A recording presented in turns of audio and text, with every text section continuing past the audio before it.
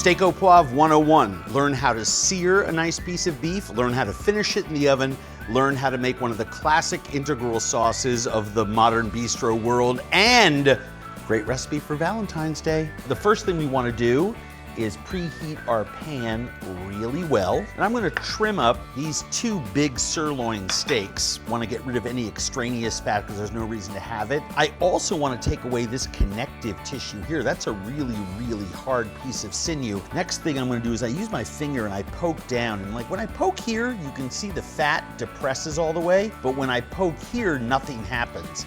And that's because right at the tip of the knife, you could see another piece of inedible sinew. So I'm going to cut that off. I have all of this fat. If you have a dog, take those pieces of trim, sear them in the pan, refrigerate them or throw them in the freezer, and give your dog a nice, healthy, beefy treat that didn't come from the factory. I season my meat before I cook it.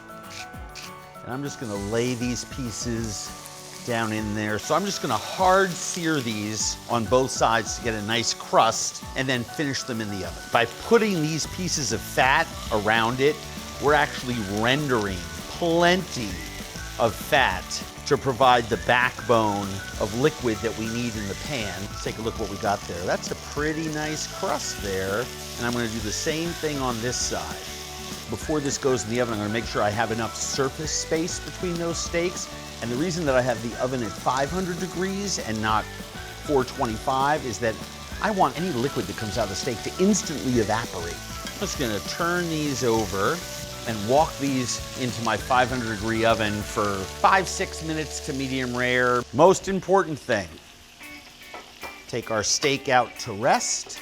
First thing that goes in, shallots, thyme, green peppercorns, a little bit of pepper, a little bit of salt. So once the shallots have covered up, in goes my sherry, in goes my brandy.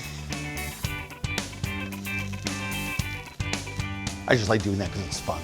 So once our brandy and our sherry have reduced, add a little bit of beef stock, bring that to a boil.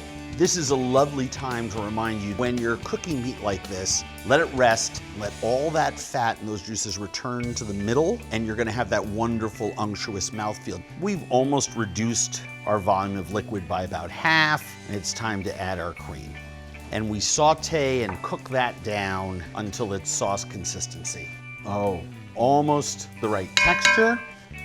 Let people cut the meat themselves. Serve this a little more casually, or just sauce one side. Simple and easy, steak au poivre. Quite frankly, a lovely meal for Valentine's Day.